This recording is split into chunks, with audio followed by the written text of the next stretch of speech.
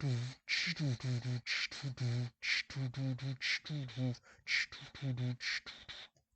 Mecha. Welcome to another episode of Big Mecha, but not huge. Today, I bring us a new special guest, along with my previous one, Will. Say hello, Will. Hello, Will. God damn it, Will. All right, and then also a very good friend of mine, David. Say hello, David. Hi, David. God damn it, both of you. All right, we're off to a good start already. I had to stay on track. It's important. It was in the script. Well, this fine. is entirely off the cuff. First off, if we're going on any kind of trains here, just wanted to let you know, I don't really have any kind of segue for that. But secondly, David, what is your history with mecha entertainment? Like, what brought you on to like mecha anime books or whatever? What's your history with it? I am sadly going to have to disappoint you, in which it is. All right, you're kicked off. It is. I know, right? It's gonna be pretty mainstream, right? I stuck with Gundam, right? That's pretty much it. It's kind of funny because you asked me to do this with you. I actually did watch Medabots ages ago as it aired. I don't remember a thing about it. So as I was watching it now, I'm like, wow, this is. Why did I watch this when I was a kid? Right? It's not what you expect when you like remembering shit. It really isn't. And so I was so most of my information from Mecha comes from mostly Gundam. And the Gundam that I did like is Gundam that most people don't remember, or people who didn't like it because it wasn't like the others. Like what? MS8 team, the one where it's really depressing at the end. 8th MS team is great. It is, but most of my friends, the guy is like missing his legs at the end. It's fine. He's way better off than 0080. Yo. Oh, you mean the one where it's about Nazis versus America, and then everybody's cheering for the Nazis, and the little boy wants the Nazi to win, except he dies. Yeah. No. It's fine. It's fine. He just wholesome. watches two people he knows and care about fight each other to the death. One of them dies, and they were gonna date, but it's not a rom-com, so she killed him. So it's fine. Yeah, that's a really good show. Speaking of dating, the other one I like is Gundam Seed. Oh, wow. Okay, I need to get back on that, because the new movie actually just came out, and I was going to watch it in theaters, but I just got sidetracked. Yeah, it was the one when because I watched a lot of the other ones, right? But Wing. Even though I did watch Wing as it came out, it did feel a little bit too much like edgelord trappy. Wow, it did. So much. Wing. I was a filthy edgelord. Wing has the same problem as a lot of other animes do, which is it's pretty great until you start talking to fans of Wing, and you're like, oh, you're just like really into it in a way in which like the main character's super cool. He's like a big independent guy. Like calm down. Oh, you mean like how everybody wants to be Hero Yui and you're like, I'm gonna kill you. Yeah, oh. That stupid shit. Yeah. I don't think I want to be a mentally damaged person who no longer has a name and has a body count in like the triple digits and tons of trauma. But I guess if that's really what you're into. I mean... That's America. I mean, yeah fair, yeah, pretty much. But, and other mecha that I've watched over the years has been like, funny enough, whatever you've handed to me when we used to hang out. Oh, nice. And you mean like FLCL? Yeah, I watched that a little bit. It was kind of hard for me to get into because I was just like, oh, you guys are talking way too fast and it's a little bit too random for me. If it is heavily random, even the manga. Oh, the manga's hard to get into. I will say that. And this isn't like typical mecha, but it's kind of funny since we're on this now.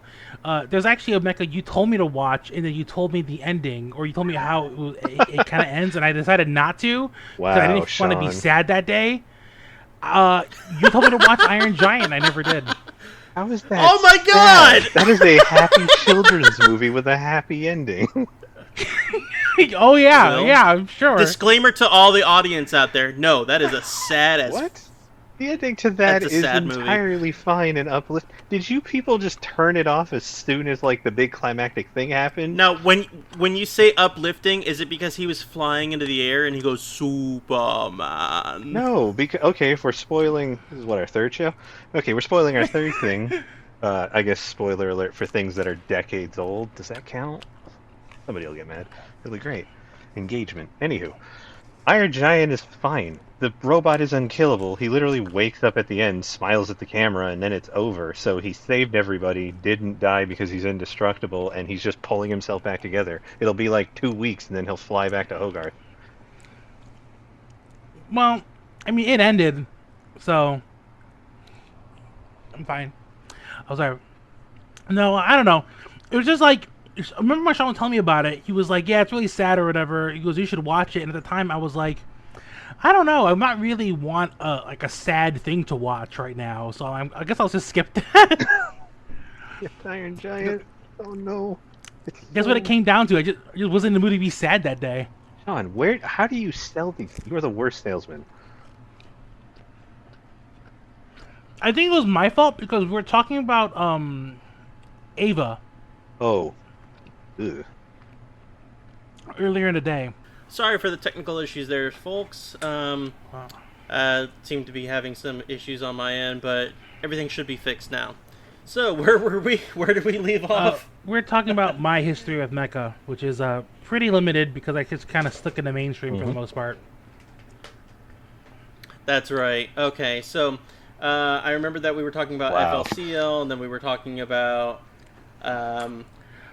basically how you suck with mecha in general. I mean, you're not entirely wrong.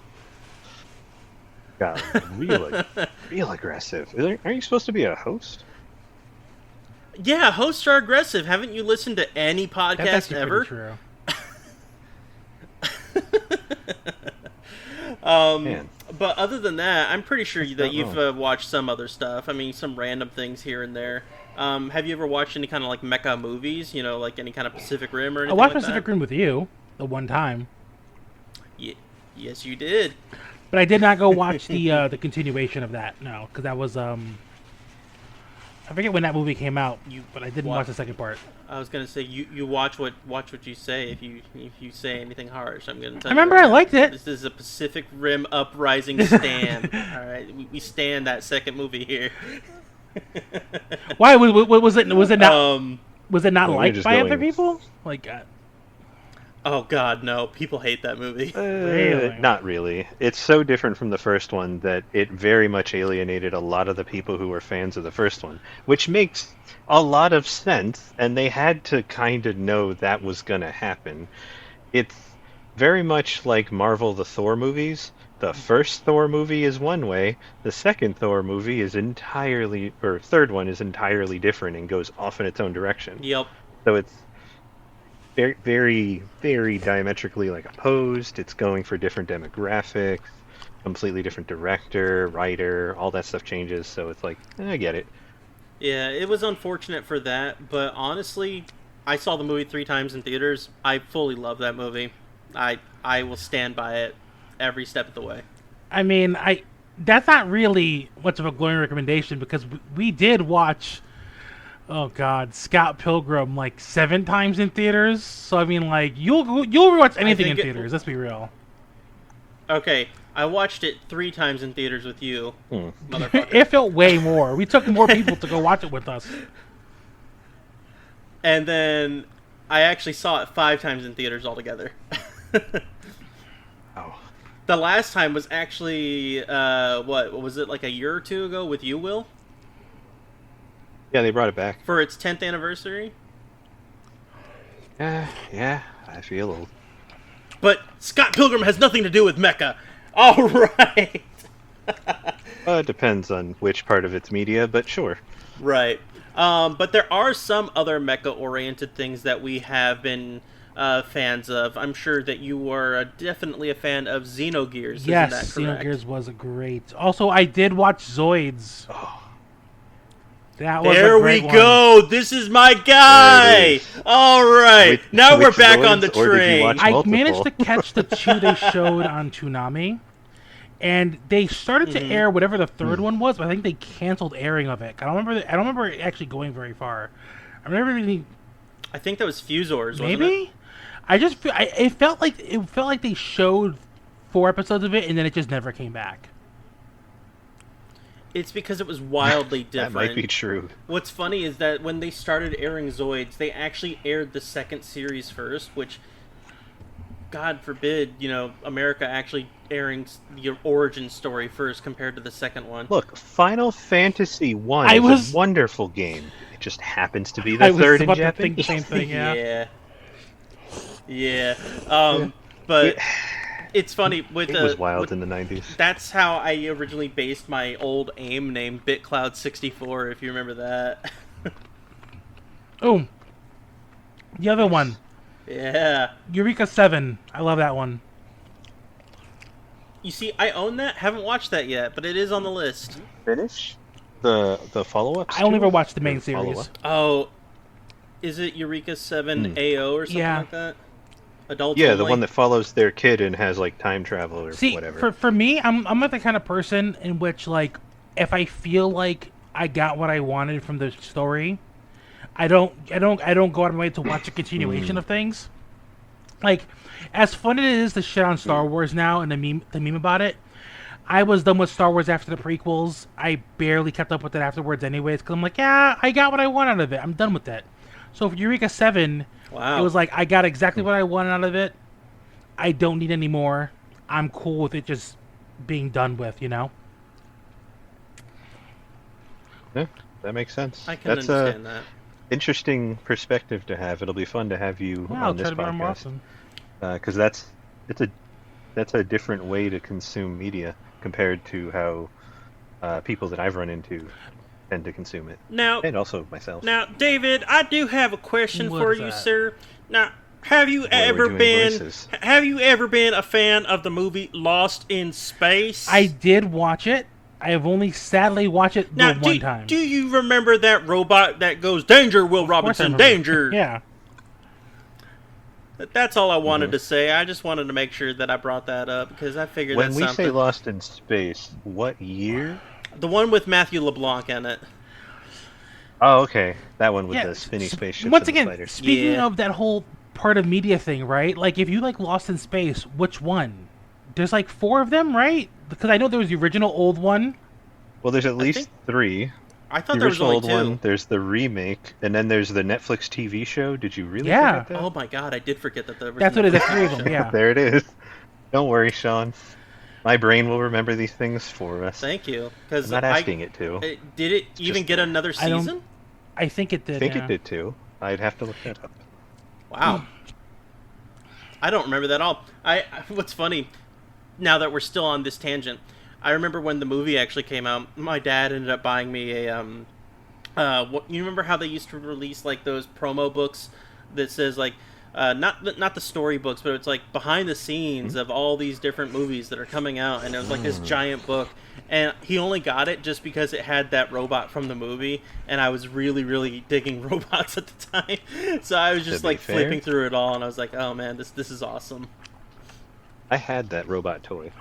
Did you really?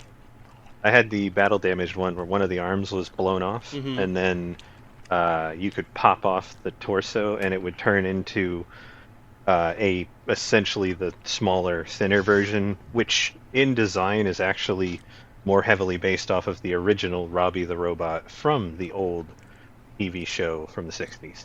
Oh, wow. Fun fact, Robbie was actually credited as himself because Hollywood was silly and jokey sometimes. Robbie is in another wonderful movie that is a science fiction film that I really, really like, and doesn't really have anything to do with robots, but it's a really good movie. They're on an alien planet. It's got Leslie Nielsen in one of his heartthrob serious roles before he hit comedy. Go on.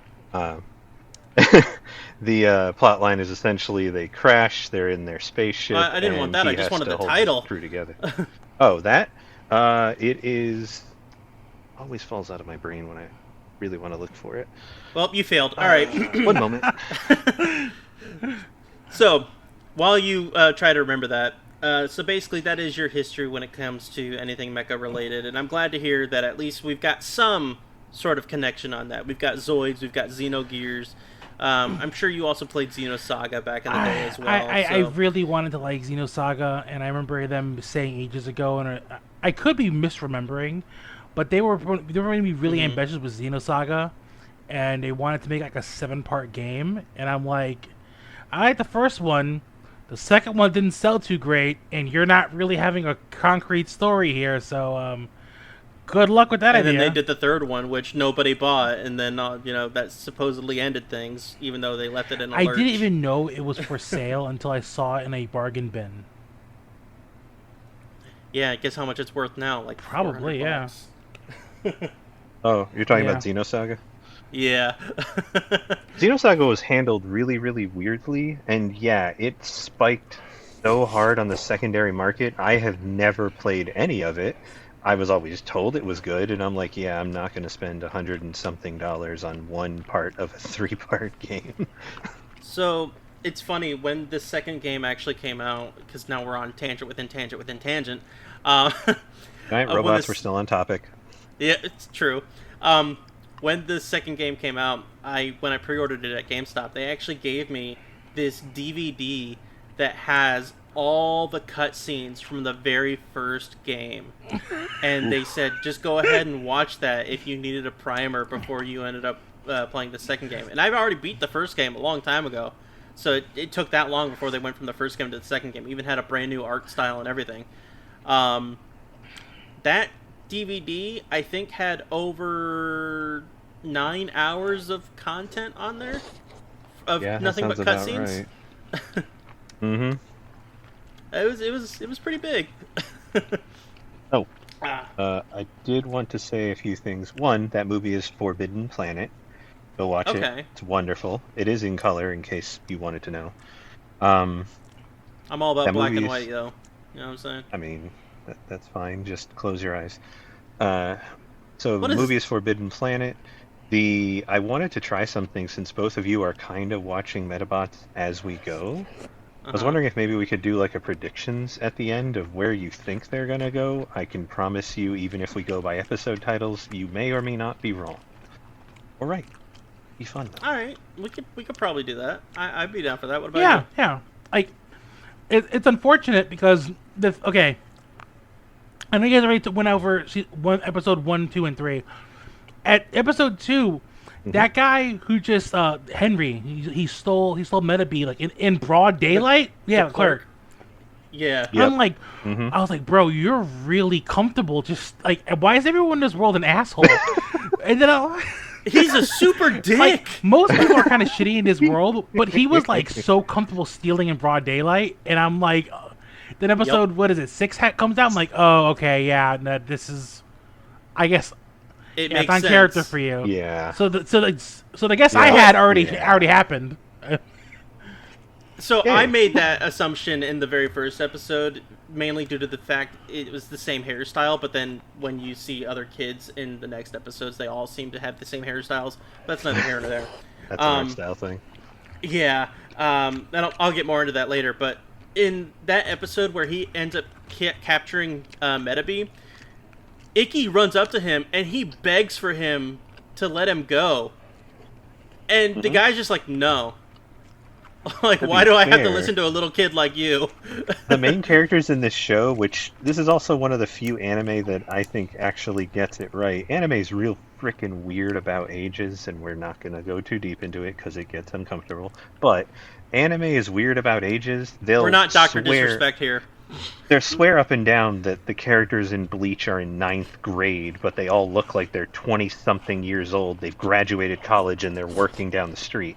Yeah, sure, I believe that guy's singing 12. What did he really? Did he dumb? But they'll do that, and then they'll have, like, Ash is 10. But then you always forget, oh wait, Ash is actually a 10-year-old. He's literally half the height of, like, the rest of the cast who are all adults, because he's a 10-year-old. So it's like, this show is, I think, elementary school. They're supposed to be, like, around 9 or 10. They're all little kids. and all of the adults are bigger than them, and they all treat them like children. So it's like, Yep. yeah, why would an adult take a 10-year-old seriously and be like, hey, don't do that? No, go away, kid. Just walk away. What's the 10-year-old gonna do? Whine? Well, yeah, apparently. But then if they don't do it, then you get your random Medabot friend to do it, and it just gets weirder from there. But I think that's a good enough segue for us to actually go ahead and start reviewing the episodes. What do you guys think? All right, so let's get into episode 4. So, well, actually first, David, what did you think of the first 3 episodes now that you caught up to that? I'll do a quick, brief one so we can get right to it. It's pretty strange how everyone's unlikable, and I worry for the referee's safety. He's granted, yes, it's not ever going to get violent. This was designed to be on prime time television, or at least after school for kids to watch. But when I saw him fall down, looking about to eat shit when he was going to go down the ladder in episode 1, I'm like, old man is going to get paralyzed before this is over. In a whole different universe, there's a really dark episode. Yeah, right. I'm sure there is, but he just keeps popping up every which way but loose. It just makes no sense. And we'll get to his funniest one and his most cringeworthy one is in the latest episode, in episode 6, and they even pointed out. It's funny. I actually didn't mind it in episode 6. Actually, really? Okay. Well, because it's Sadako. You know, like, it's a little played out, but it's still just Sadako. So it's Sadako, but it's also the thing he's wearing on his head is just dead family member. He's just a random dead person. It's also why he's got his arms like kind of in front of him. So he's just he is essentially the Japanese equivalent of Casper. Like, just generic white sheet, no like facial features, just that's a ghost. That's it. That's all that they were referencing with him. That's probably the reason why they said that's lame, because it's like you're not uniquely a ghost with a specific purpose. You're just like, hello, I am Ghost. He is literally just a dead spirit. Oh. That's it. He's just a ghost. It's the equivalent of me throwing a sheet over my head with 2 eyes and then going boo to 9-year-olds. That's exactly who would what go, I got that's from lame. that. Yeah. And then they call him lame. Episode 1, I think, was a strong setup, strong start for what they have going on. Episode 2 gets a little off the rails almost immediately. Felt like filler, right? Yeah, it's like the first 10 minutes you can kind of skip. But then it does have that part with, like I said, Henry trying to steal Medabots. And 3 was pretty good. I think my only really thing about 3 that I thought was kind of strange. I gotta go stare at it again real quick. Oh yeah, with the gym teacher thing. It's right. So I thought that, like, with how hard that gym teacher was being a big weirdo and like making kids just run until they die, I didn't think it was gonna be so mundane at the end and like weirdly wholesome. So that's pretty good. But David, it was all about the setup of where you end up taking all that, and I don't mean as in where it ended up emotionally. I meant as in the seedy underground of all the hookers and the drunkards. Yeah, it's Japanese humor, man. Yeah, the geographics of this place is kind of insane because you have basically like a little mini like red light district right next to the school area, or at least close enough, and then also close to the school area is basically a picturesque mountaintop with like a school secluded in the woods. Yep. It was just bonkers. It was like, all right, this is what we're going with, and they just want to hammer it home. I kind of dig it. I miss unreasonable locations in anime and things. I can appreciate things being grounded. Remember, they used to do that with South Park too. Until they finally decided to map it all out with the Stick of Truth. I think some pieces of media do really well being mapped out, and others, I think you should keep it weird. And I hope Medabots stays in the weird category as time goes on, because it will. That's good. It's fantastic to hear then. So, Yeah, no, it without just further gets ado- kind of weirder as far as farther we go. Without further ado, let's get on to episode 4. So, episode 4, this was an interesting one. This one was about how they end up meeting this girl named Karen, who... Or, I'm sorry, Icky meets this girl named Karen, who he wants to give the sticky icky to. And, They are children, sir. yeah, and I didn't say that I wanted to do it, so, let him do what he wants to, because he's the one falling in love. So, he wants to meet this girl, but then he also wants to go fight this Medabot legendary fighter or whatever. But then it turns out that it's at this prestigious rich kid school. And then everything from there just goes from one extreme to the other. And it just kept escalating.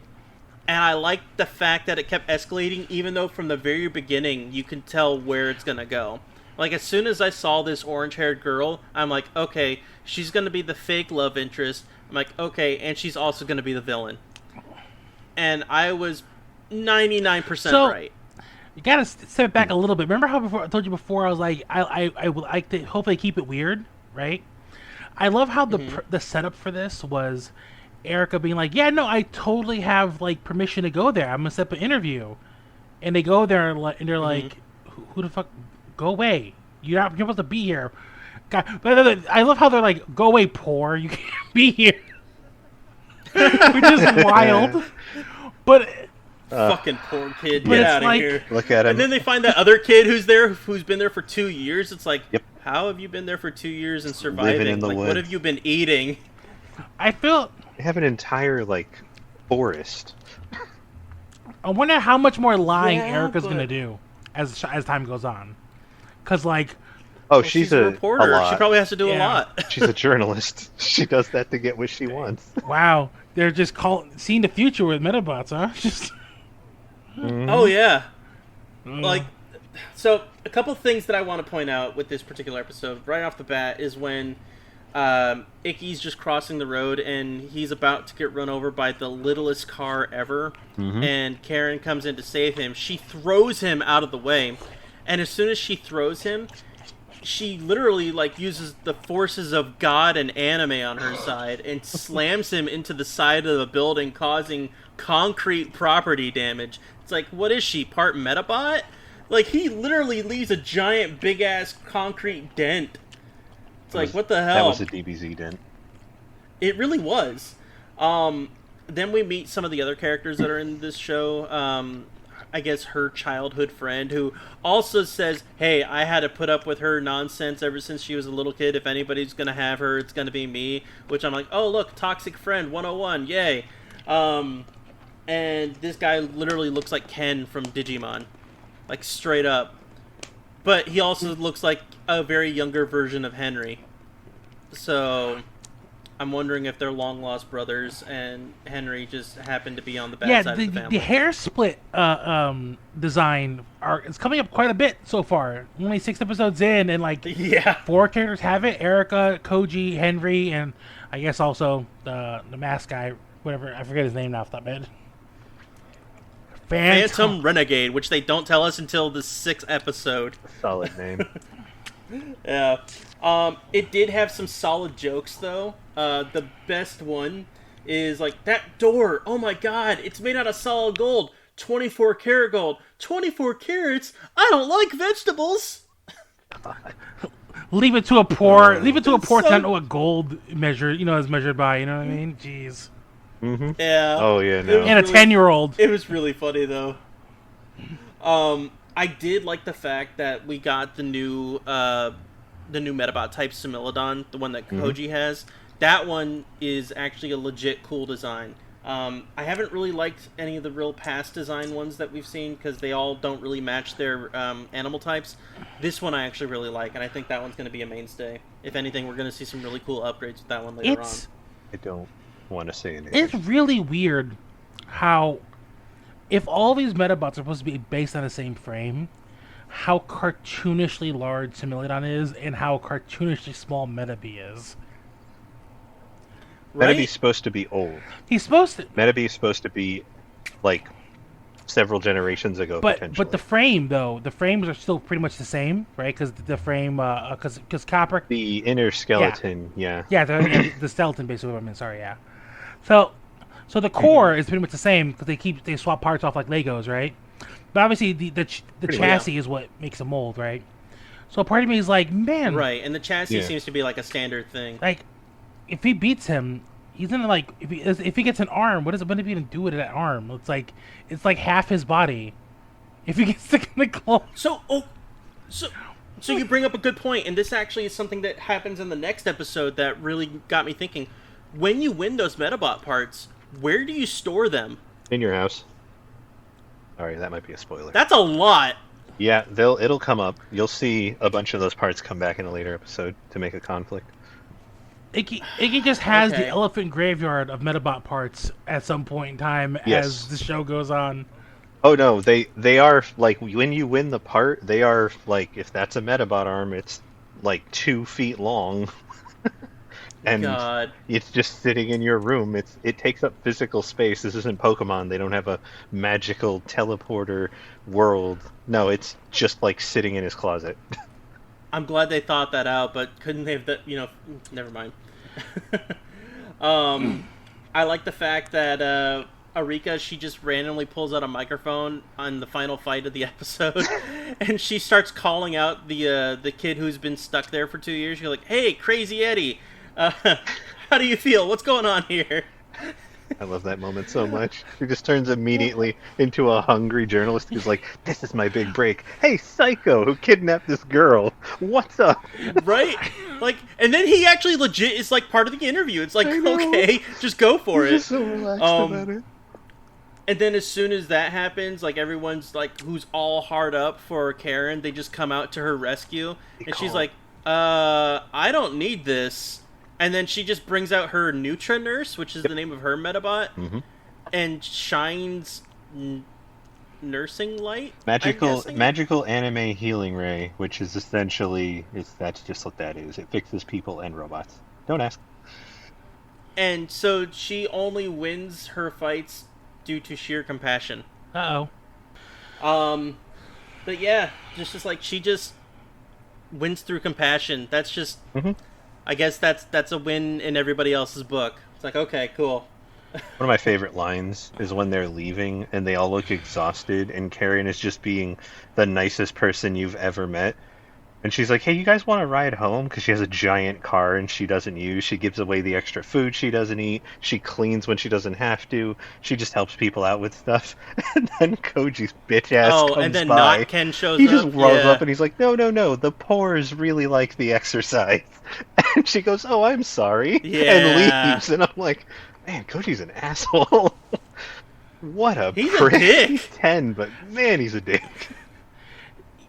That's the rich life for you, man. I'm sure if you got any of that extra money, you'd be like, let these peasants walk. No, they like it. They enjoy their healthcare. So like a part of me is like, man, everyone's kind of a jerk, right? And then part of me is like, also, 10-year-olds also kind of suck sometimes, and they like would kind of act like that. I've seen some pretty like. Even when I was 10, like people did some really messed up stuff back in the day. Even then, so it's like, yeah, I know. Like, I was an unlikable 10-year-old. I was surrounded by unlikable 10-year-olds. This tracks. Oh yeah, we all lied about shit too. But so that, yeah, because they're pure, they kind of can go both ways. I will say though, I could see where they were going with Karen for the most part. I do think that it was kind of sus that like. She went out of her way to be like, "Oh, there's a penny at the bottom of the thing, and I want to go get it." Right? That's why she reacted. It's like that was all the other sus. ones. I could kind of just be like, "Okay, yeah, you're just really nice, right?" Like how she actually explained the way in the end, and it's like, why would you care about a penny? How'd you even see a penny? You know. So maybe she's used to seeing shiny. Maybe, things. But speaking of things that no one should see. I guess everyone. This joke went past both of you. When she was cleaning, and those girls looked like they were gonna bully her, and the main girl was like, "Yeah, the toilets need to be cleaned," and I clogged it. And I'm like, "Bro, I don't know. You should be saying that. I Yeah. didn't. Oh, you didn't hear that one? I didn't hear Oh, that. that's a perfect joke for you, my friend. That was a Oh Sean. my Yeah, she God. joked about clogging the pipes because I'm You like, know. bro, you're a small 10-year-old. You should not be blowing up the pipes like this. Like, what's going on? That is all she fucked up. eats is just fiber. Only fiber. Oh my god. Fiber and a block of cheese. Will. Yeah, pretty much. Oh my god. That's a community. Though. Will, what's the 5th episode about? Fifth is it the fisherman one? Yes. Yep. Ah, that one. The old man and the sea. That's all about returning vitality and learning from the elderly. About respect. And getting wet. Well, it is the ocean. Okay, I'm a little bit rusty. Well, I after all gotta that say- ocean water. I actually am not a huge fan of this episode. Really? Not even the little guitar joke where he goes like, Well, one the or premise two. of it obviously is like, this all revolves around meta battling, right? Metabot battling. So Yeah. I'm not against the main character losing. I don't like it when they lose based on a weird, out of like, Oh, yeah, the or, like, technicality. that kind of underpreparedness. Like, it's like, if you were gonna lose, I'd rather you just like get knocked out, right? Instead, it was, I can't swim and I'm getting seasick and now I can't do anything. And it's like, I will agree to that because at the very end I actually wrote down the note saying, wow, he won because the warning was, hey, he's showing up. right? Yeah, it's like, yeah, no, it's just, and it's also like, man, like, I really wish, like, how can I say this? It's getting to the point in which, like, Meta B is looking a little weird, where it's like, all right, I don't need anyone to tell me what to do. Okay, I don't know that I can't swim. Okay, we're gonna fight. I need you to tell me what to do. And I think that's the whole purpose of the whole like meta battle thing, right? That's how it's supposed to be with all the other meta battlers. But like, Meta B so far has been like, I'll fight and I'll take your best. I'll take your advice on things that I can't see on my own. But he's like in the very first episode. He's like a Pokemon, but like without any Yeah, gym exactly. badges. Like a high level Yeah. Pokemon. So Because the first episodes he was kind of like that, and after that now it's starting to peter away from that. I'm like, I kind of like the independent Metabot thing. that will get a little more explanation as the show goes on. And yes, Metabee being that independent is weird. No other Metabot really does that. All of the other Metabots they haven't like a really limited AI, but they are generally heavily subservient, really, really nice, and they will just kind of be there like as your friend. It's like if your Google search assistant actually talked back to you and you can hold a conversation. That's what most Metabots are. Metabee is different. Metabee is special. They go into why. I will say that because this is a gag anime, it is kind of because of the plot. When they will radically alter something or just take a liberty with something, I think that's where a lot of that comes from. They're like, oh, we wanted to do this, and I also don't think this is the strongest episode. I actually really like the Legendary Metafighter, and then I like the next one, but I like the Legendary Metafighter the most because it has the most going on. It introduces a bunch of characters, there's a cool fight, they legitimately give Metabee and Icky a rival, and he does come back, and that's spoiling, damn it. But that episode has a lot happening in it, and then we kind of go back into a show of the week thing with, okay, now we're going to go to the ocean, and he's going to get an ocean part, and he's going to learn that he can't swim because he's really dumb. I don't know. I don't think it was their strongest effort. I will say though, the training montage and the thing with the old man, I like that part. Right? Yeah, it's just that was like once you get away from the old man, it's like, all right, and they have to deal with snot-nosed kids and losing by technicality, and then like, yeah, that part with all that part really wasn't that much of a strong pursuit. Also, the meta battle part, that part really wasn't super strong for me, but like it was fine. But I did enjoy it. Like they're working on their teamwork together finally, which is like, yeah, we have a teamwork episode, That was some really Goku-ass training though, like from OG Yeah, true. Dragon Ball. Because it felt a lot like Goku training for with Master Roshi back then. The episode, it's just like you said, it was the weaker one out of the 3 that we watched. There were a few standout things for me. I liked Tentaclam. it looked like a giant Mega Man boss. Like, straight up, it just looked like a Mega Man boss. Sharkan actually looked like a shark, which I thought was cool, because it's like, again, if they're going to be based off animals, I want them to actually look like the animal that they're based off of.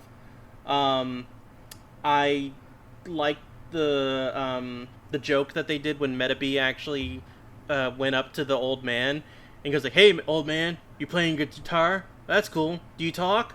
No? Does your guitar talk?"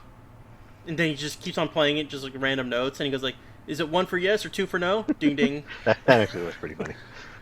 Yeah, no. Yeah, Like, the independent nature of Medabi really shines through in this episode. Once again, everything with the old man is actually pretty good because it highlights the strengths of what the show has started off on, right? Right, but then the actual fight was kind of lame, and I don't know. Like, the episode as a whole was kind of boring. Oh, wait. Except for this is a joke that I thought was really lame.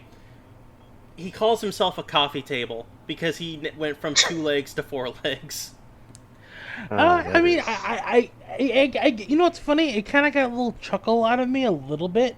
Really? Only because it sounds like something like my little niece would say if I could go speak to her. Like, you know what I mean? It's something like a kid would say, which is Okay, yeah. It's one thing if your little niece would like show up on all fours and say, "I'm a coffee table." I could get a chuckle out of that.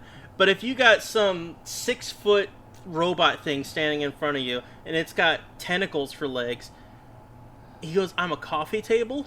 Come on. Yeah, of course. I mean, like, when you bring it back into the thing, but for part of me was thinking like I think the reason why I kind of like it was right, I kind of like that was it reminded me of like the limited observation kind of a thing where it's like the association of well 4 legs that's a table. I'm a table now, right? It's like very shorthand stuff like that, and yeah. I'm a table. I'm not saying it was genius. I'm not saying that I found it like hilarious, but I thought it was like it was amusing because it just reminds me of like that quick kid association of I know what this is. This is these things, and so it must be that. You know what I mean? Mm-hmm. David, just for a moment, I would just remembered something from back when we used to hang out when you lived down here. Whenever we would go driving around, like, "Open up mailbox, open! It's time to open up, Mr. Mailbox. It's time for your breakfast." Where was that from? Oh my god, I don't remember that. I think that was Derpy Hooves from My Little Pony. Oh yeah, Yeah.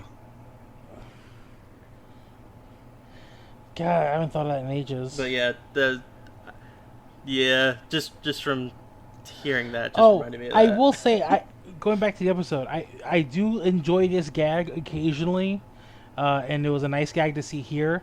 It was the neglectful parent dying on the beach as they just cooked and just carried on with their nonchalant doing nothing life.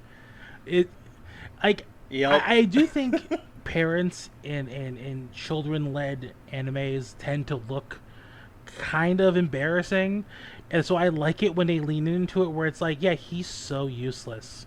He's cooking himself on the beach. Back to the kids. Yep. The children have far more agency. Yeah. So, you guys have any other thoughts on this episode before we move on to the last one? I think the only thing I can think of is I kind of wonder. This is where it kind of gets into like I guess the weeds, in which whenever the motivation for the kids to bother everybody, right? Where it's like we don't want foreigners being here, but it's like if you're all in Japan, wait, you guys don't want you like you're talking about tourists, okay, but these people aren't tourists. They're doing the tourist angle. So a part of me was always thinking, you mean with why they're even in the row battle in the first place? Yes, because like a part of me is like, well, I've had Japanese friends back in the day. I used to hang out with people and like playing Final Fantasy 11, and I hang out with Japanese people a lot, and they don't usually treat each other like that whenever they go traveling to beaches from the city to the rural areas. That's not really a thing, to my knowledge. And so it's like, this is like, who is this for? Is this for like the global audience? Because I do know that totally people who are like that, like in Florida. I've ran into that, right? But like, these are Japanese people making this. So like, who is this for? So I thought that part was kind of weird because like, I totally agree with the fact that the reason why the kids are kind of being jerks is because, you know, when tourists do go to beaches, they do kind of just ruin the beach. I've seen it all my life, right?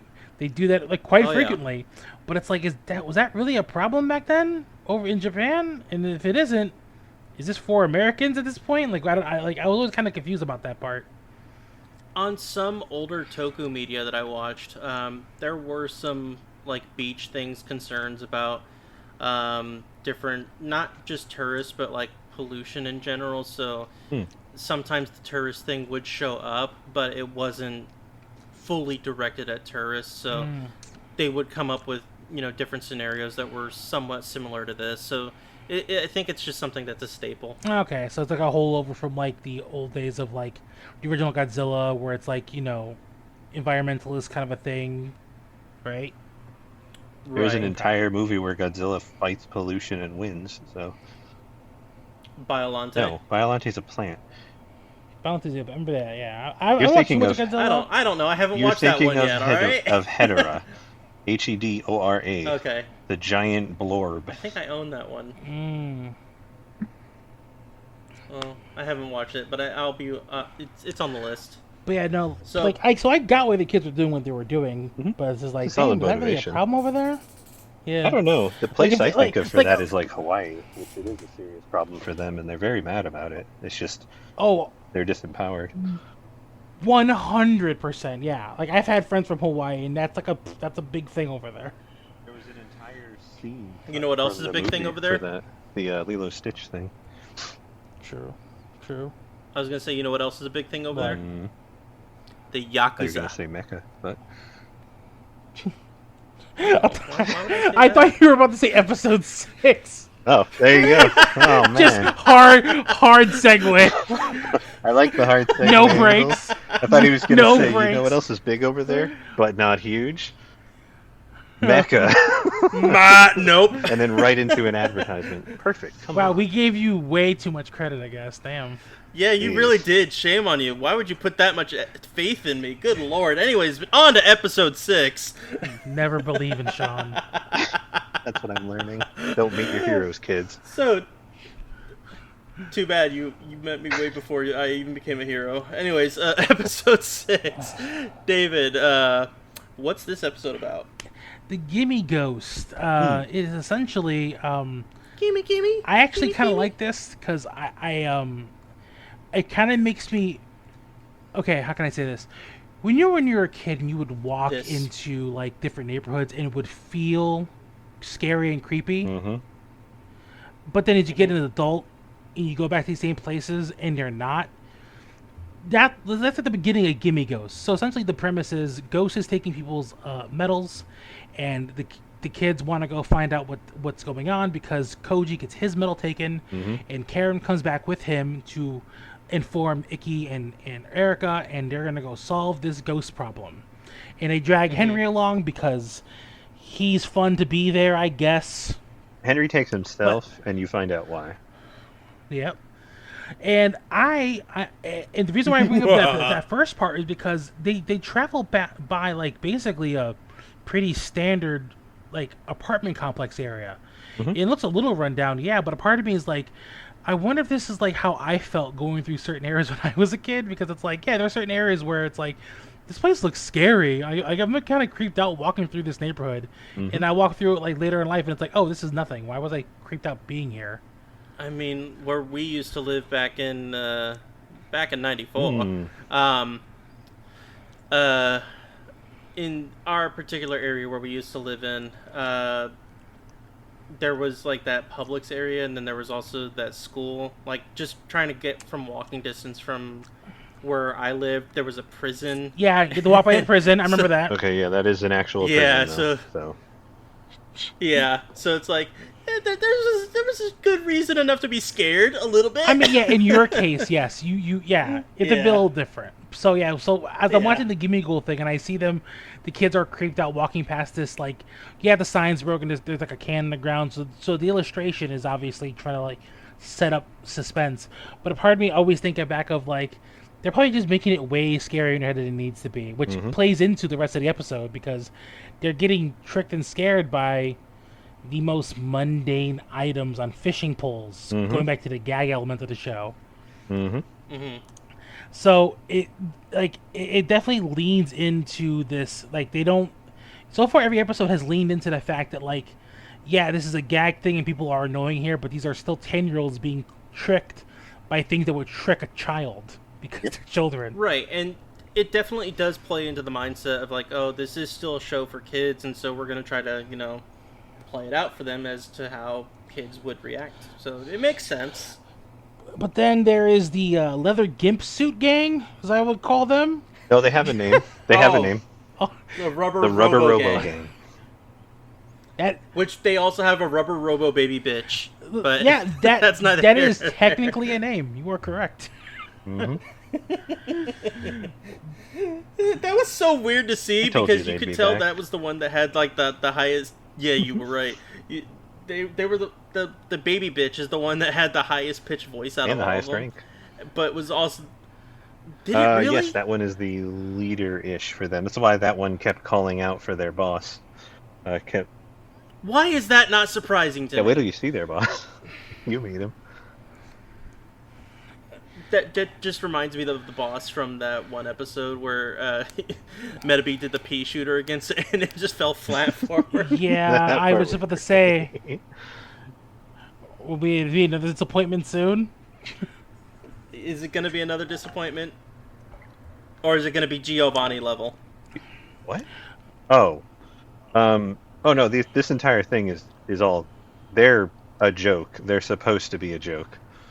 The Rubber Robo Gang is never supposed to be. Yeah, but Team Rocket's a joke too, but Giovanni wasn't. Yeah, trying to remember. By the time you get to the end, they... not so much joke, but weirdly enough, they kind of get an arc and get humanized a little. Like, they go from just... I don't want that. I want them to stay Rubber Robo Baby Bitches. They go from just being the Rubber Robo Gang to, like, there's whole episodes that they're involved in, and they just keep coming in contact with the main characters and just kind of become better people. They're going to have their whole side arcs like they do in the League, where it's just going to be Jason Mantzoukas and Seth Rogen. It's going to be just like that. I take it you guys don't watch the League, but it's okay. It's alright, Just gonna leave that as a joke for me, and I'll probably cut that out, but whatever, fuck you. No, leave it in for the people listening at home. Yeah, we'll see if anybody else gets that, but, whatever. One of the jokes that I thought that was really great, and I don't think any little kid was gonna get it, Metabee just says, yeah, I'm gonna get metaphysical on him. That was a solid joke. I did, yeah. It really was. Yeah. I'm like, I can't believe they actually said that. That's just bizarre. I'm glad that we finally got the Phantom Renegade with a name. It's a really shitty name, though. But I think the dude's like, 15 years old? So I guess it goes with the fact that 15-year-olds suck at naming. Yeah, also kind of goes to show that, like, if he's out here stealing stuff, it's like, okay, you're really comfortable doing all this stuff, but, like, yeah, he's supposed to be a teenager, right? I don't know how with a really bad back, like a 40-year-old. Yeah, because he landed on it. He's always landing on it. Problem. So, like, a part of me is like, man, like, what, like, obviously we'll find out what his deal is as time goes on, but a part of me is like, man, you're really hamming it up for a clerk at a basically a convenience store for Medabots. Mm-hmm. Like, you're really leaning into this. Did you also catch that he doesn't work nights? Yeah, he doesn't work nights. Nope. Yeah. So because that's when he goes out and he steals things. Right. I'm like, that's a good way to cover that, I guess. But seriously, who is he? Also, not to mention too, like this is also the important part too. He was going to take. Okay, so it's one thing if he's stealing. Like, I could kind of let it go if he's like taking stuff from like a company or whatever. Even though that's still like not great a lot of times, anyways. That's what he was at first. But he's just taking whatever. That's what it was exactly. I thought it was at first, but then like he's gonna take the stolen medals. Yeah. From other people. From everybody else. He is totally fine stealing. He just wants medals. He doesn't care. He's incredibly amoral. The sociopath. Yeah, it was like, man, what a piece of shit. It kind of makes me wonder if he's ever going to take any of those medals, like any of the regular ones, not the super rare ones, and just like put them on resale value at the store. That would be a really bad front if he did that. Yeah. If he does do that, that's hilarious. If he does, but that would be the quick, surest way. Obviously, if this was the real world, to get caught and put in jail. The thing is, like, with how random he has seen him so far, a part of me wouldn't be surprised if he doesn't even know what he plans on doing next. Mm-hmm. It feels like he has one good idea, and he's just gonna keep doing that until he gets a second good idea. Well, first off, not Tuxedo Mask's only ambition is to collect medals, and then step 2, and then step 3, profit. Exactly. Yeah. He also, from what they've shown, is incredibly skilled at about 80%. And as soon as he gets through 80% of his heist, something goes wrong and he F's up and it doesn't work. They haven't shown him succeed. Yeah, that's true. That is correct. Episode 1, he literally drops it into the river and is just like, wow, I am the worst. In episode 2, he actually did succeed. He had Metabee in the bag. But that's one thing we didn't bring up last episode, which I'm surprised they kept in the dub, but I guess it's because it's animated. Metabee acts like a beetle, and it's a common Japanese like pun thing to have a character say a thing that has to do with whatever animal or whatever they're based on. Like, for instance, in Fairy Tail, there was a character based on, I think, shrimp or lobster, and he said Ebby, or no, he was lobster, but he kept saying Ebby Ebby, which was a joke about shrimp. Even though he's not a shrimp, he's still a crustacean. Oh yeah, it's the guy with with like scissors. The, like, I think he's pompadour hair. Yeah, pompadour haircut. Mm-hmm. Yeah. He said Ebby Ebby, which is meant to be a shrimp joke. I think they changed it to something in the dub, but that's the whole idea. Metabee keeps saying, he keeps doing that sound because he's supposed to sound like a beetle. When he gets mad, he starts acting like a beetle. And then the watermelon thing was just straight up a joke about beetles liking sweet fruits and trees and stuff. That's why he crawls on it on all fours, and he's really confused because he's acting like the animal, a beetle. And he's like, I don't understand, but I can't help it. This just feels natural, and I don't know what's going on. And then he just gets picked up and he walks away. I don't know why he didn't shoot at Henry. That part's weird because he legitimately tries to kill people in other episodes, and he's very violent. He tries to kill Icky all the time. I don't know why he doesn't just shoot at Henry. So you pointed out what I thought of when I first watched that episode back then, which was, that's really strange how while other Medabots have look like animals occasionally, they have not really given them a chance to act like those animals, right? Because they're just kind of like AI things. Yep. But he knew that would work. Yep. Oh, Henry knows a lot more about Metabee and the metal. That's why he wants it so badly. He knows exactly. He knew what he was stealing in episode 1, 100%. He knew who he was stealing from, and he knew what he was taking, and he knows what makes Metabee's metal special. That's why he keeps trying to be around Icky and them, because he wants Metabee's metal. He knows what it is. He knows what makes it special and what's going on. He just hasn't said anything. So.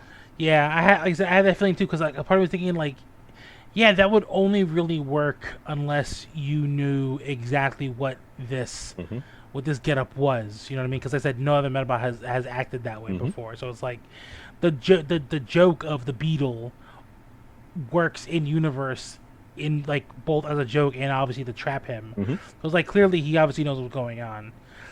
So I definitely want to see what he does with that going forward. But at the same time, the more information we get about Henry, the less I want him to be around. I wonder if eventually he's just going to end up fading out. Because he seems like one of those characters because he's just a one-note trick that he's either going to either level up his game or he's just going to be like, well, I'm done. My mission's done. Bye.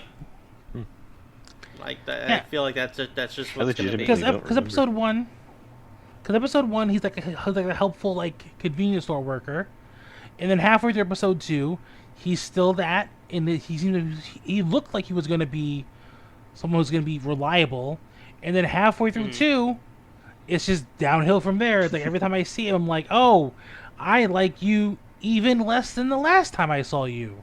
Great. Yep. Great. How much lower can you get?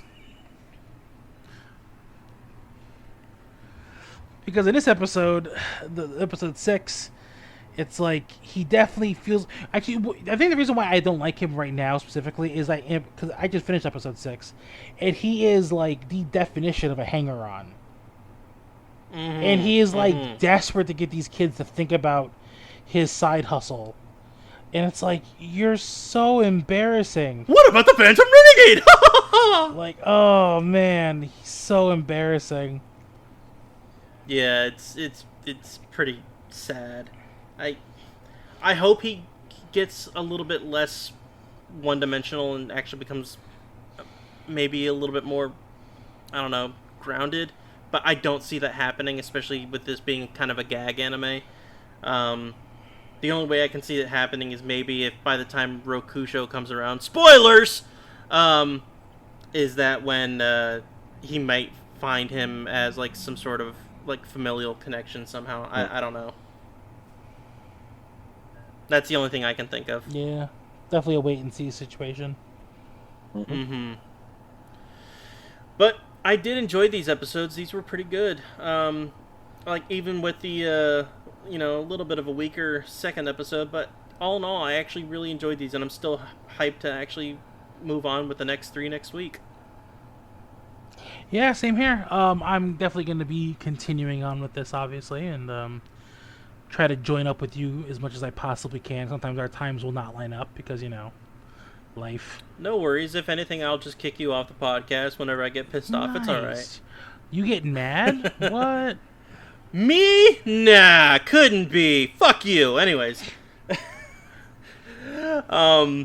So I have an idea that I would like to swing by you guys, and if anybody's listening, shoot some notes into the comments if you'd like.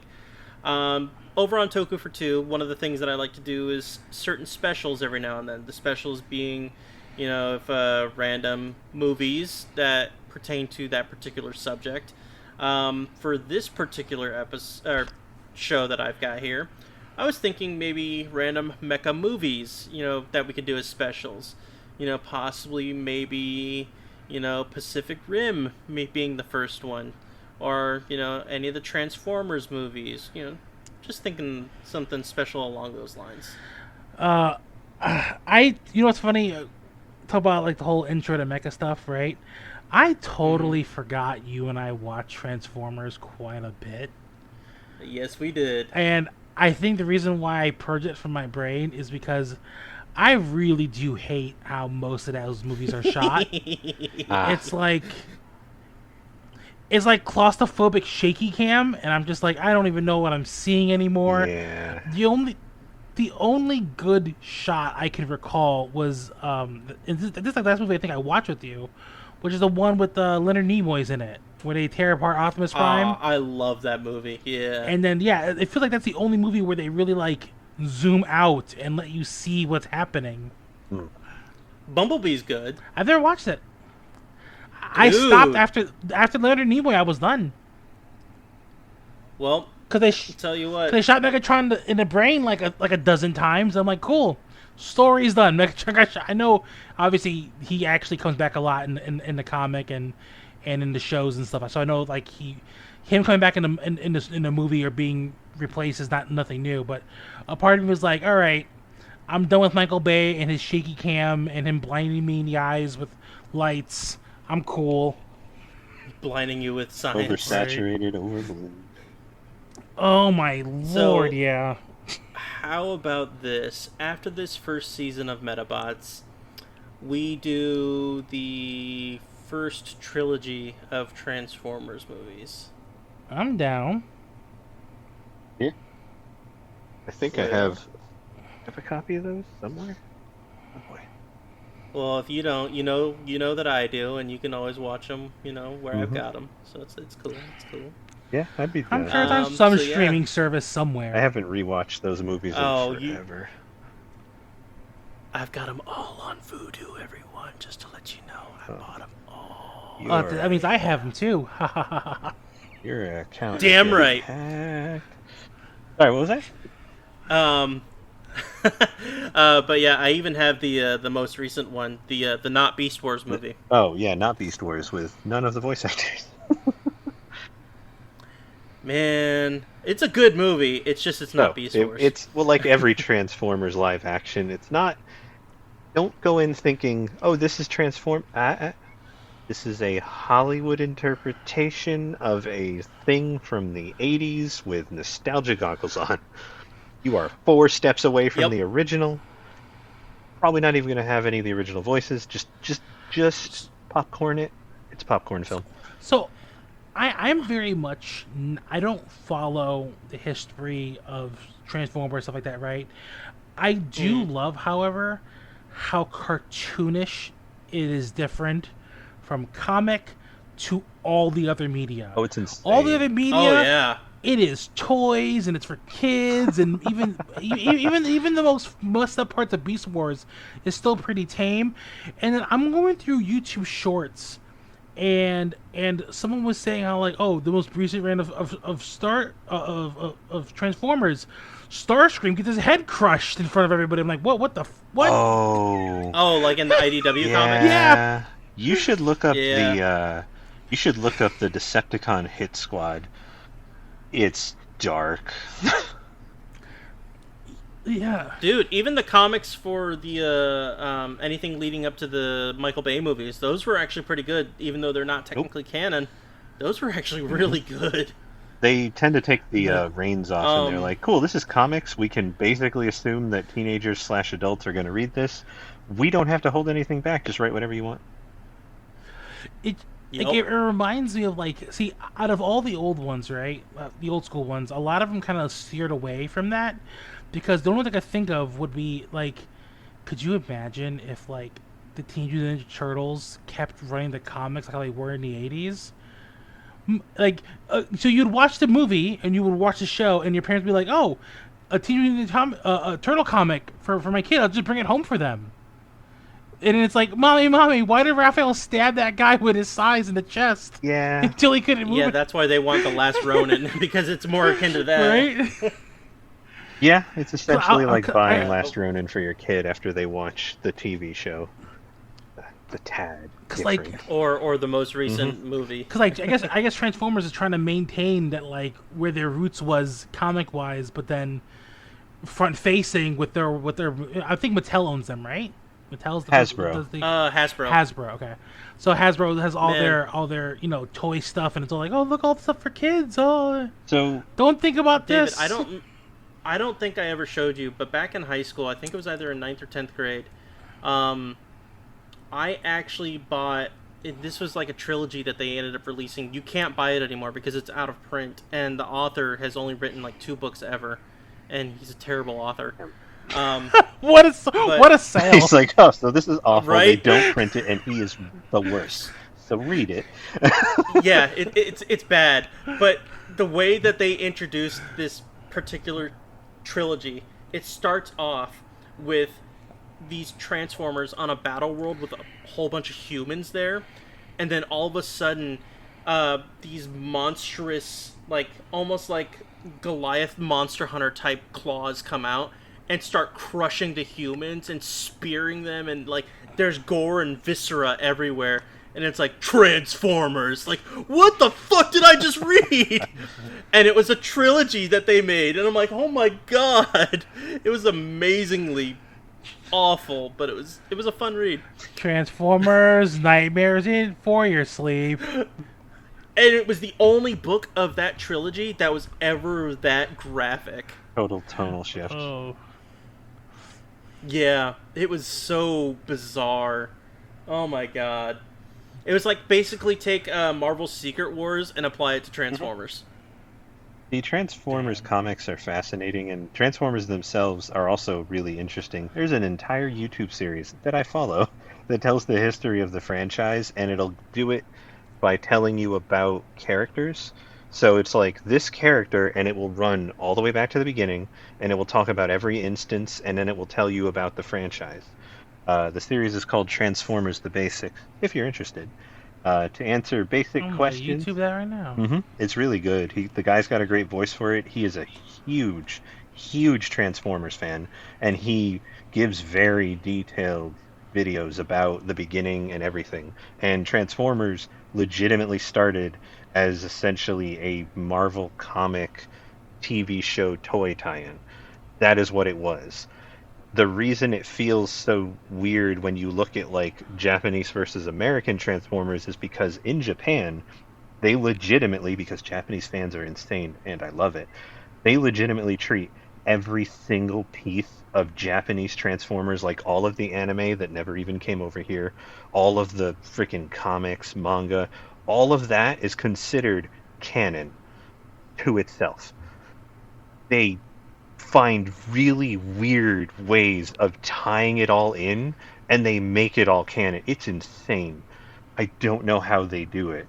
He was telling one story. He's like, this essentially is like fan fiction. They wrote this in as a combiner, like a story that bridges these two things, and they consider it all canon. And I'm like, that's insane. You are bridging like 3 decades plus of media, multiple versions of characters, universes. On that note, if you've never looked it up, Transformers Shattered Glass is fascinating. I heard that's one was text good. only. That was released for, I believe, originally BotCon, and then it just kept going. Shattered Glass is essentially Star Trek Mirror Universe applied to Transformers. So you drop into a universe where everything is opposites. The Decepticons are all the two teams are the same, but Decepticons are now good guys and Autobots are all bad guys, and then it screws with the personalities of the characters to keep them who they were, but now make them oh but good, oh but bad. And it changes all of it. So that actually reminds me, a few years ago, I actually bought a Transformers. Now that we're fully on the Transformers hype That train movie here, looks good. Okay. I ended up buying Transformers versus Terminator, the graphic novel. It was honestly one of the coolest. Yeah, I will post pictures of it on the video version of this. It is actually one of the coolest books that I've ever read. It's also got some of the coolest art I've ever seen. It's legit one of the coolest things ever.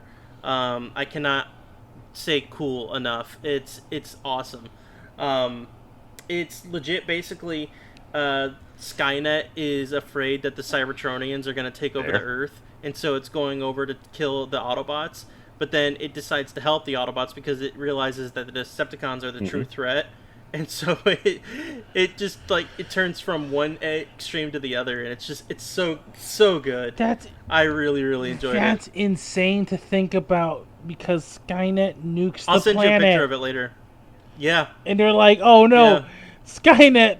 The Autobots are the good guys. We have to." Like, but you're not. Not for humans, right? But Skynet is also sentient. I'll send you a picture of it later. It's really cool. It has one of the coolest cover arts I've ever seen too.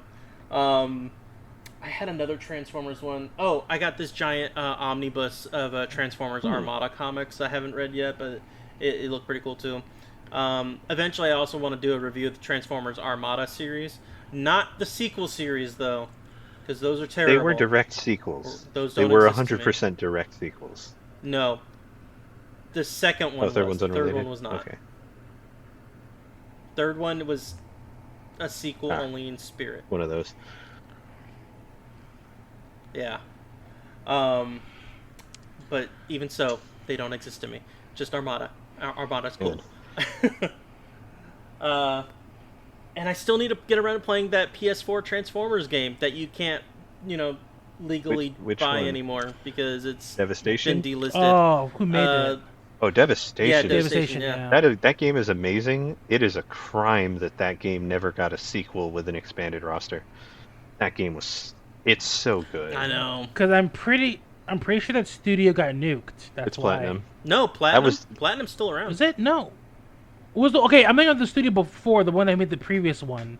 Because there was some weird shenanigans with that. High You're Moon thinking died. of High Moon Yeah. Studios. Yes, High Moon. Yeah, that's what I'm thinking Those of. games are so good.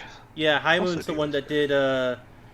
God, what? Because- they did the Fall of Cybertron. They did the Cybertron games, and then they also did the weird connecting one where it was Cybertron and the movie. Because the people Bayverse. like the Cybertron games, but High Moon Studio just got nuked because Because business. nothing can exist Oh. that are Well, good. Yeah. Yeah, and it was also I mean, Activision. judging so, by what you I've know. seen recently, it's accelerated too. Video games will now come out, be popular, and within weeks of their release, they shutter the studio. So it's like, it's the equivalent of being a business releasing a product, being super successful, and then the bank walking up and going, "We're shutting you down." And it's like, but why? They literally did the thing they were built for. It's going well. Why would you shut this down? That doesn't make any sense. I don't understand. I don't Man, understand anymore. I can talk at crazy length about this, but I will just say that this is like the gaming industry right now is becoming almost like it feels like the conspiracy theorist in the gaming world ended up being right. Yeah, a little bit. There's so much weird stuff where it's like you hear weird stories. Like I think the craziest one where like if you would have told me, like, and I'm playing deep World of Warcraft, right? And I'm in there. I'm doing battlegrounds. I'm just queuing, queue go again, queue go again. I'm just grinding like crazy. If someone would have told me a Blizzard employee drank someone's breast milk, I would have been like, you're just making shit up from 4chan right now. That makes no goddamn sense. Yeah. Right? But then you hear all these horror stories coming out of Activision and out of Blizzard, and you're like, this is make-believe. That can't be real. Then you hear more, and it's like, what the fuck? What?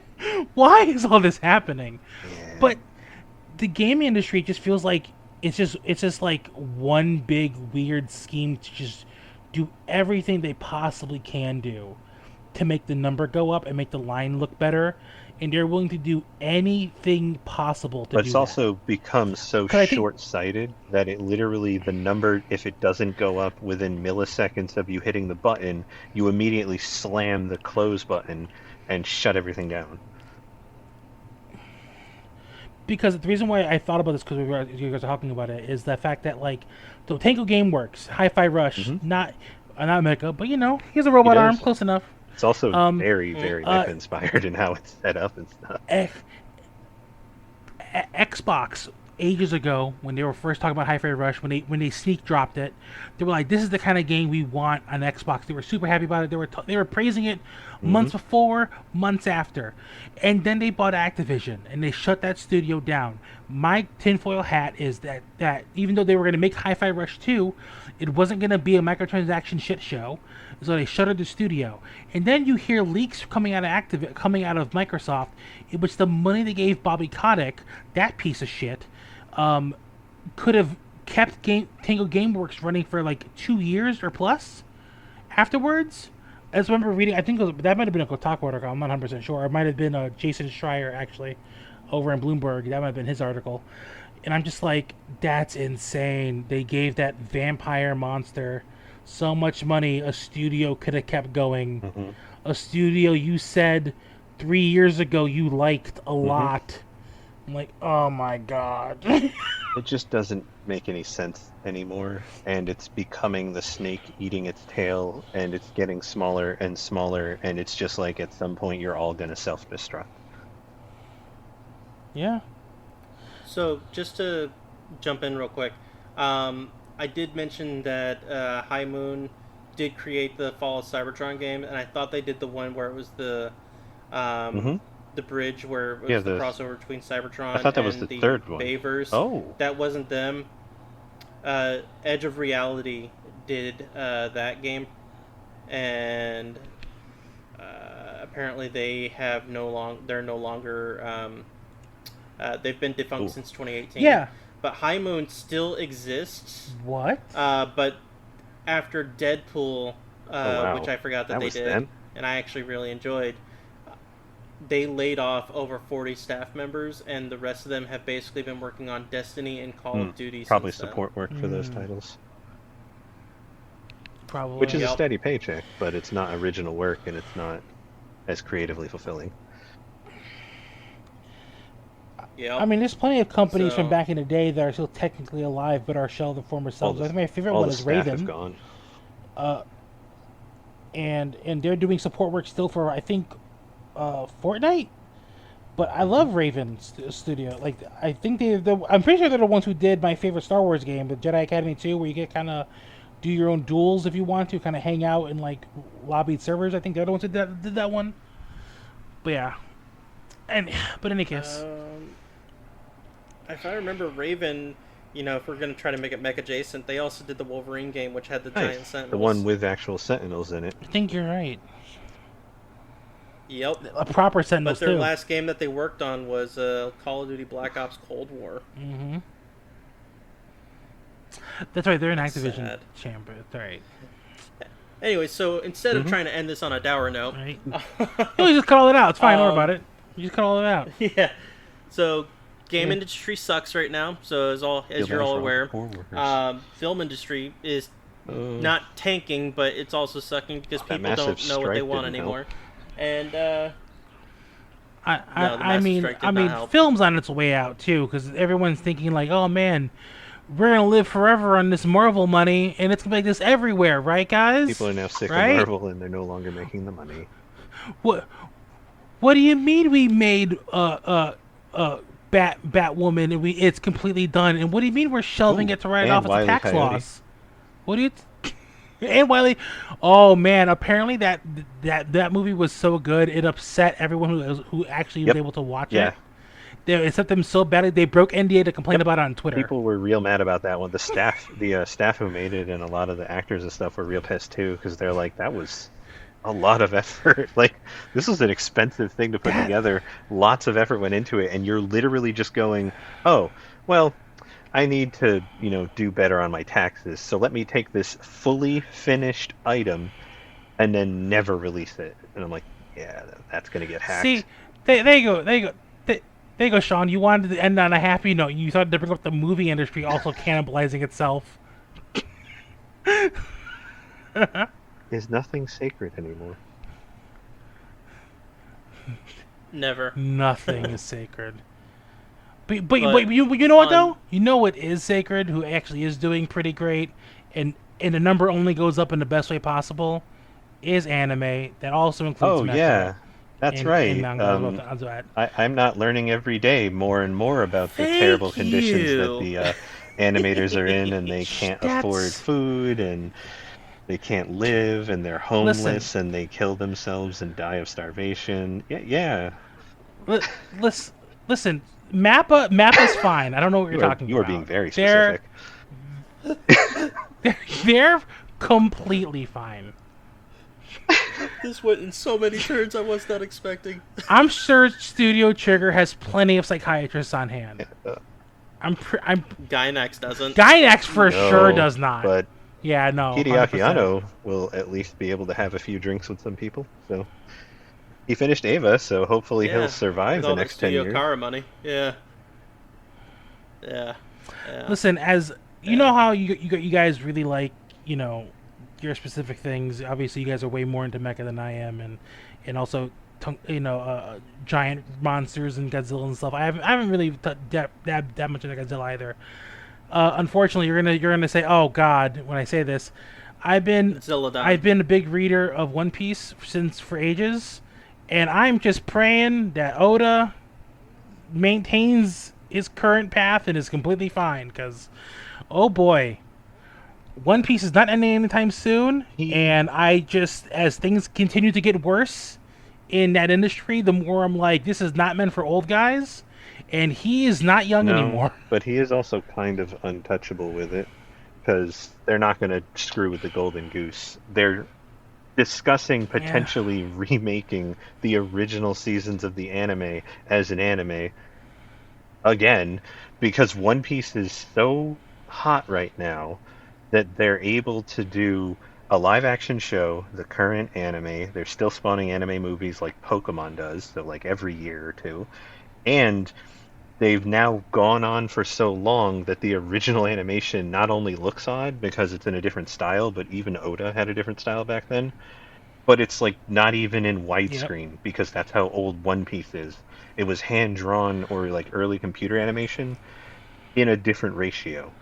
So they might redo with modern everything the beginning of One Piece, which I guess would mean the entire anime would turn into the Golden Gate Bridge of animation, where by the time you finish it, everything's advanced, so you go back to the beginning and just start again. As someone who watched the anime back then and is a reader of the manga now, I think out of all the ones you can go back and do, the Romance Dawn era would be the best one to do it in, because there's a lot of meandering. Because a part of me kind of felt like they didn't have the confidence that the anime was going to have legs to continue on. So you could definitely tighten it up a bit, but the rest of it, you're just kind of remaking the same stuff at that point. Romance Dawn's the only one you could really get a more condensed, more like DBZ Kai sort of thing. Yeah, the rest of the anime is pretty with the exception of actual filler. The rest of the anime is as close as you're gonna get to being slimmed, but also aired for television. You know what I mean? Not unless we do the Netflix show and they do nothing but back-to-back-to-back recordings and get like 5 seasons done in under 2 years. As fast as they're going through the story, the Netflix anime might, or the Netflix live action might catch the anime before it even hits season 10, with as fast as they're going.